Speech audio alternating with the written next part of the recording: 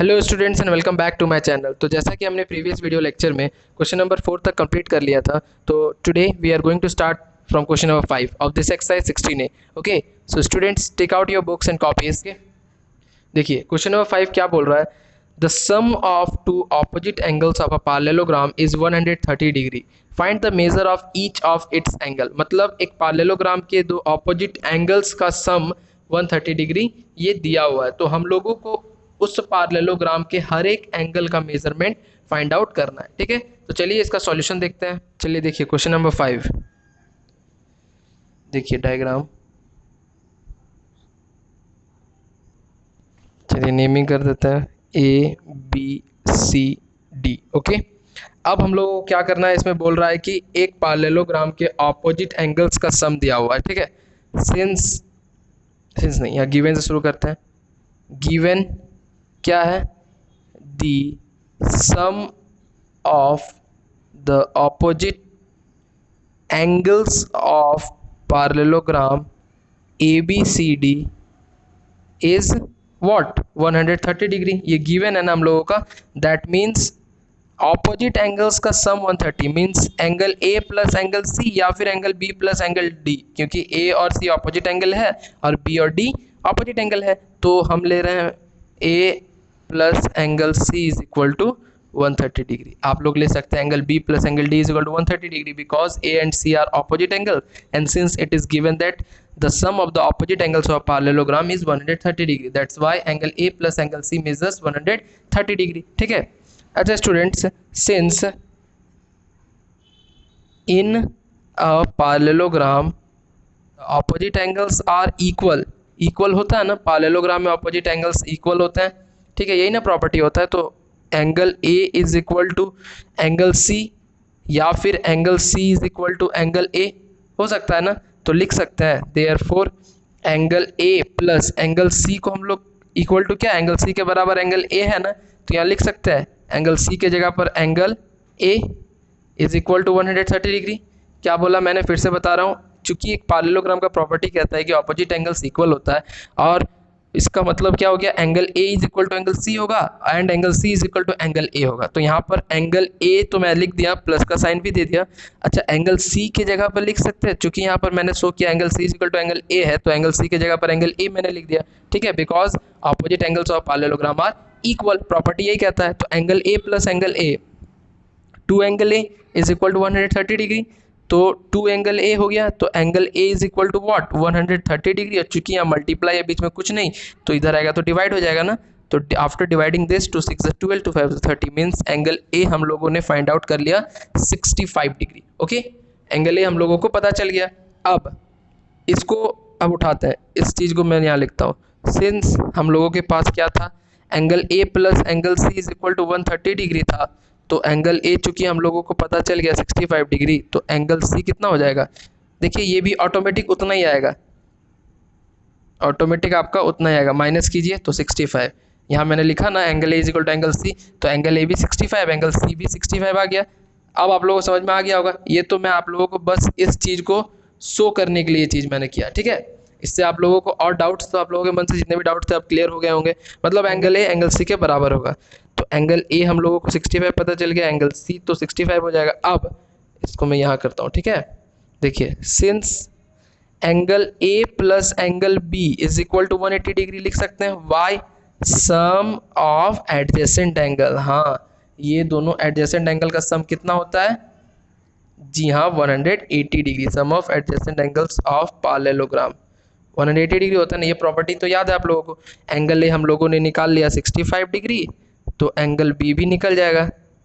कैसे, angle B is equal to, चूंकि ये दोनों भाई भाई, ये इसका आगे 65 का आगे प्लस है, तो इक्वल टू का ऑपोजिट साइड जाएगा तो ये माइनस हो जाएगा, तो 180 minus 65, after subtracting this you will gate 115 degree. तो एंगल B भी हम लोगों को पता चल गया, एंगल B भी पता चल गया। अच्छा students, since angle B is equal to 15, therefore since angle B is equal to angle D is equal to 115 लिख सकते हैं ना, यहाँ देयरफॉर लगा दिया, सिंस नहीं, सिंस मैं लगाऊंगा कब, सिंस अगर मैं लगाता तो यहाँ 115 नहीं लिखता, बट सिर्फ लिखते हैं since is equal to angle B is equal to angle D, और फिर लिखते therefore angle D is also equal to 115 degree. Okay, तो ये किस प्रॉपर्टी से हुआ, opposite angles of parallelogram are equal. यही होता है ना, बी और डी ऑपोजिट एंगल्स थे तो ए और सी हम लोगों ने निकाल लिया और बी और डी भी हम लोगों ने निकाल लिया। ठीक है, नीचे स्पेस नहीं है तो मैं यहाँ लिख रहा हूँ। ठीक है, आप लोग नीचे लिखिएगा। Hence angle A is equal to 65 degree, angle B is equal to 115 degree, angle C is equal to 65 degree, and lastly angle D is equal to 115 degree. So this is it for question number 5. Let's move on to the next question, question number 6. देखिए question number 6, two sides of a parallelogram are in the ratio 5:3. If its perimeter is 64 centimeter, find the length of its sides. मतलब एक parallelogram के दो sides दिए हुए हैं ratio में 5:3 और उनका पेरीमीटर दिया हुआ, मीन्स उस पैरेललोग्राम का पेरीमीटर दिया हुआ 64 सेंटीमीटर। तो हम लोगों को उनका लेंथ ऑफ उन साइड्स के लेंथ को हम लोगों को फाइंड आउट करना है। अच्छा स्टूडेंट्स, पेरीमीटर ऑफ पैरेललोग्राम होता क्या है? Formula 2 × L+B। ओके, तो चलिए इसका फॉर्मूला बेस्ड है ये क्वेश्चन, तो इसको हम लोग सॉल्यूशन देखते हैं। चलिए देखिए क्वेश्चन नंबर 6 का सॉल्यूशन मैं यहाँ पहले लिख देता हूँ, आप लोग इसको लिख लीजिएगा। Perimeter of a parallelogram is equal to 2 × length plus breadth. Okay, 2 × L+B। आप लोग ये चीज़ को लिख लीजिएगा। ठीक है, वेरी वेरी इंपॉर्टेंट फॉर्मूला है। देखिए अब इसका सॉल्यूशन देखते हैं। लेट, मैंने आपको क्या बताया था, जब भी रेशियो में रहे सबसे पहले लेट लिख लीजिएगा। Let the sides of a parallelogram is what? 5x and 3x। और एक बात मैंने आपको बताया था, आप अगर आप लोग मेरे वीडियोस आप अगर रेगुलर देखते हैं तो आप लोगों को ये बात पता होगा कि सर ने बताया था, अगर ट्रिक बताया था, अगर रेशियो में है तो आप लोग x को अटैच कर दीजिएगा उसमें। तो मैं अभी x को अटैच कर दिया इन दोनों में। Let the sides of a parallelogram is 5x and 3x respectively. ठीक है, ये चीज़ तो हम लोगों को पता चल गया। And what? The perimeter of parallelogram equal to, कितना दिया हुआ है? 64 सेंटीमीटर। इट इज़ गिवन ना, ये दिया हुआ है ना। ठीक है, चूंकि पेरीमीटर ऑफ पैरेललोग्राम का फॉर्मूला होता है 2 × L+B। ठीक है, तो कितना हम लोगों ने यहाँ मान लिया? L इसको मान लेते हैं, इसको B, L और B ही दिया हुआ है ना। साइड्स ऑफ पैरेललोग्राम के साइड्स लेंथ और ब्रेथ दिए हुए 5x और 3x, और यहाँ पर हम लोग लिख सकते हैं ना, पेरीमीटर कितना दिया हुआ हम लोगों का? 64 लिख दिया मैंने। लेंथ कितना है हम लोगों का? 5x, ब्रेथ कितना है? 3x is equal to 64। ठीक है, अब इनको सॉल्व करेंगे तो 5 + 3 कितना हो जाएगा? ब्रैकेट टूटता है तो मल्टीप्लाई का sign, 5 + 3 8x, 5x + 3x 8x is equal to 64। यहाँ तक क्लियर है? तो 8 × 2 = 16x इज इक्वल टू 64। तो यहाँ लिख सकते हैं 16 × x is equal to 64। Number और ABCD के बीच में कुछ साइन नहीं तो मल्टीप्लीकेशन का साइन, और यहाँ चूंकि ये दोनों भाई भाई है और 16 या मल्टीप्लाई के साथ ही इधर जाएगा, अपोजिट साइड जाएगा इक्वल टू के, तो डिवीजन हो जाएगा। तो x is equal to 64/16 and after dividing this you will get 4। Therefore x is equal to हम लोग 4 निकाल लिए। ठीक है, तो हम लोगों ने x is equal to 4 means x का मान हम लोगों ने निकाल लिया, x का वैल्यू हम लोगों ने निकाल लिया। स्टूडेंट्स अभी हम लोगों का आंसर कंप्लीट नहीं हुआ है, अब हम लोग आंसर कंप्लीट करेंगे। हेंस दी साइड्स आर, क्या क्या हम लोगों ने मान लिया था? लेंथ को हम लोगों ने कितना लिया था? 5x। तो हेंस लेंथ द साइड्स क्या हो जाएगा? Length is equal to 5x is equal to, number और ABCD के बीच में कुछ नहीं तो मल्टीप्लीकेशन का साइन, x हम लोगों ने 4 निकाल लिया, तो लिख दीजिए कितना आ गया? 20 सेंटीमीटर हम लोगों का x लेंथ आ गया। अब ब्रेथ कितना आ गया हम लोगों का? ब्रेथ हम लोगों को कितना मान लिए थे? 3x। इसमें भी नंबर ABCD के बीच में कुछ नहीं है तो क्या मानेंगे? मल्टीप्लाई। नंबर और ABCD के बीच में कुछ नहीं तो मल्टीप्लाई का साइन, तो 3 × x कितना है? 4, तो 4 × 3 = 12 centimetre. So this is it for question number 6। Let's move on to the next question, question number 7। देखिए क्वेश्चन नंबर 7 क्या बोल रहा है? The perimeter of a parallelogram is 140 centimetre. If one of the sides is longer than the other by 10 centimeter, find the length of each of its side। मतलब एक parallelogram का perimeter दिया है 140 centimetre, और आगे क्या केस बोल रहा है? इसमें रेशियो नहीं दिया हुआ, इसमें रेशियो दिया हुआ था ना, इसमें रेशियो नहीं, बस कुछ स्टेटमेंट लिखा हुआ, उसका मतलब समझिए आंसर आ जाएगा। बोल रहा है एक side, if one of the side, अगर उस पैरेललोग्राम का एक साइड लॉन्गर है दूसरे साइड से 10 सेंटीमीटर से, तो आप हर एक साइड का लंबाई निकालिए, मतलब लेंथ निकालिए। मतलब अगर उस पार्लेलोग्राम का एक साइड दूसरे साइड के से 10 सेंटीमीटर लंबा है तो उन दोनों साइड्स का लेंथ आपको फाइंड आउट करना है। चलिए बनाते हैं। देखिए क्वेश्चन नंबर 7 का सॉल्यूशन देखिए। 7 में क्या हम लोगों का दिया हुआ है, सबसे पहले वो लिख लेते हैं। पहले लेट से शुरू करते हैं इसको भी। Let the length of the parallelogram be x, एक को पहले एक्स मान लेते हैं तो दूसरा को क्या मानेंगे, दूसरा के लिए क्या क्राइटेरिया बताया, ब्रेथ के लिए क्या मानेंगे, the breadth of the parallelogram. क्या बोल रहा है, एक साइड जो है, एक साइड पार्लेलोग्राम का जो होगा वो दूसरे साइड की जो पार्लेलोग्राम का जो साइड होगा उससे 10 ज़्यादा होगा, तो एक एक्स मान लिए। ब्रेथ के लिए क्या बोल रहा है, मतलब दूसरा साइड जो होगा वो 10 ज़्यादा होगा, वही बोल रहा है ना। एक 10 से ज़्यादा होगा तो 10 से ज़्यादा कर दिए, ठीक है। एक x सेंटीमीटर मान लिए, दूसरा x प्लस 10, क्योंकि पहला से 10 ज़्यादा है तो पहला से 10 ज़्यादा कर दिए, ठीक है। तो लेंथ हम लोगों ने लिख दिया, ब्रेथ भी हम लोगों ने लेट मान लिया, ठीक है। अब now since perimeter of a parallelogram equal to क्या होता है, 2 इंटू एल प्लस बी, यही होता है ना, अभी मैंने आपको बताया। और ये हम लोगों को गिवन भी है, नहीं ये नहीं गिवन है, हम लोगों को गिवन ये है। पेरीमीटर ऑफ पैरेललोग्राम कितना गिवन है, 140, ये हम लोगों को गिवन है, ठीक है। यहाँ नहीं, यहाँ होगा तो एल के जगह पर हम लोगों ने कितना माना, एल को एक्स माना और ब्रेथ को कितना माना, एक्स प्लस 10 मान लिया है, ठीक है। अब इसको सॉल्व करते हैं, एक्स प्लस एक्स 2x, चूँकि आगे में 1 1 है, 1 प्लस 1 2 प्लस 10, ओके। अब क्या करेंगे, ये तो आप लोग करना आता है, बीच में कुछ नहीं तो मल्टीप्लाई का साइन है ना, तो क्या करेंगे, 2 को एक बार पहले 2x से मल्टीप्लाई, फिर 2 को 10 से मल्टीप्लाई। बीच में साइन का एक बात है कि साइन सर किस चीज़ का लगा, आगे चूंकि 2 का है कुछ नहीं तो प्लस है, तो देखिए प्लस प्लस, इसके भी कुछ नहीं तो plus plus plus plus plus का साइन हम लगाते नहीं है चूंकि, तो 2 2 ज़ा 4x, 2 इंटू 2x 4x, अब प्लस प्लस प्लस का साइन लगाइए, 2 इंटू 10, 2 10 ज़ा 20, ओके। इधर 140।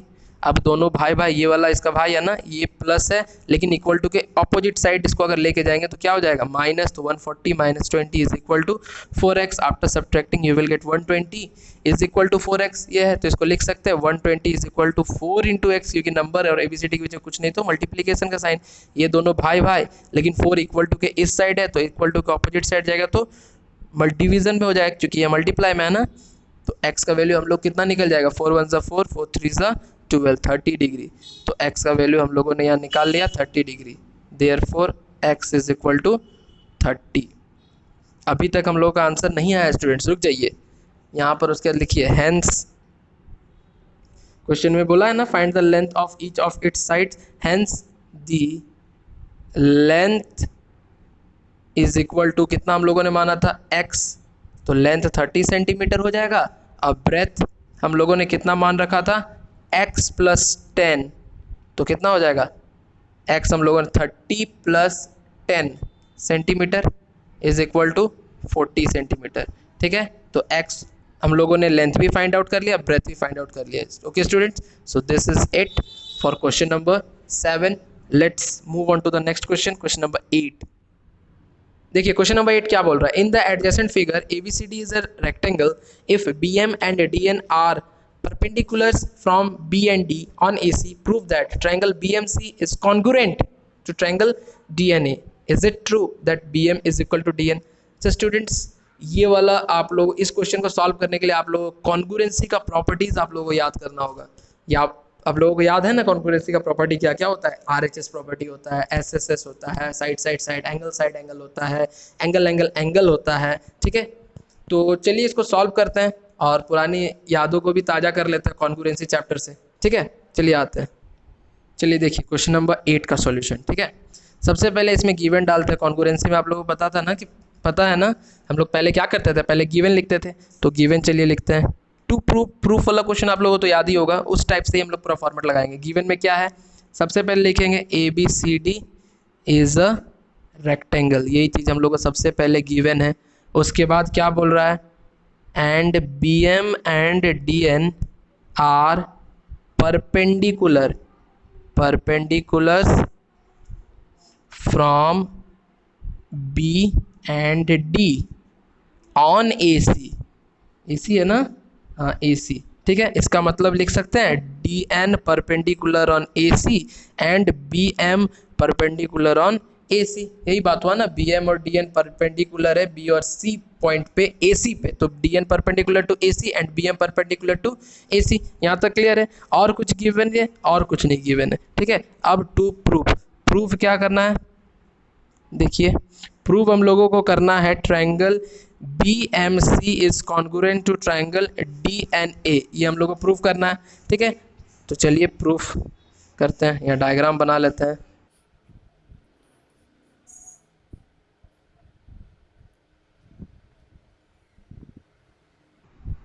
ठीक है, चलिए अब प्रूफ देखते हैं। In triangle BMC and triangle DNA, BMC और DNA ट्रायंगल, ये दो ट्रायंगल पे देखते हैं। सबसे पहले चूंकि ये रेक्टेंगल है, लिख सकते हैं DA is equal to BC, opposite sides. ये प्रॉपर्टी आप लोगों को तो पता ही है ना रेक्टेंगल का, तो DA is equal to BC हो गया। पहला हम लोगों का कितना चीज चाहिए कॉन्ग्रुएंट दिखाने के लिए, तीन चीज चाहिए होता है हम लोगों को। तो पहला हम लोगों ने एक चीज हम लोगों ने फाइंड आउट कर लिया। दूसरा angle DNA is equal to angle BMC होगा, BMC क्यों, दोनों 90 डिग्री है। DNA BMC, DNA 90 डिग्री, देखिए 90 डिग्री बना हुआ और BMC पे 90 डिग्री, तो दोनों हम लोगों को ये भी मिल गया, यहाँ कुछ नहीं, ठीक है। और अल्टरनेट एंगल हो सकता है, देखिए तो ये दोनों means angle DAN is equal to angle BCM, ये किससे, अल्टरनेट एंगल से, ठीक है। तो तीन चीज हम लोगों ने फाइंड आउट कर लिया, तो तीन चीज फाइंड आउट कर लिया तो लिख सकते हैं therefore triangle BMC is congruent to triangle DNA by which property, angle बन गया ना, इसे हम लोगों ने BMC और DNA को कॉन्ग्रुएंट दिखा दिया। और लास्ट में क्या कर सकते हैं, जी हाँ, by CP/CT BM is equal to DN। Okay, ये चीज हम लोगों ने प्रूव्ड कर दिया। Okay, so students this is it for question number 8। तो स्टूडेंट्स वीडियो बहुत लेंदी बन रही है, जिस कारण से मैं आज यहीं स्टॉप कर रहा हूँ। तो नेक्स्ट वीडियो बहुत ही जल्द आने वाली है, जिसमें हम लोग क्वेश्चन नंबर 9 से सॉल्यूशन देखेंगे। तब तक के लिए students good bye and stay safe, stay home.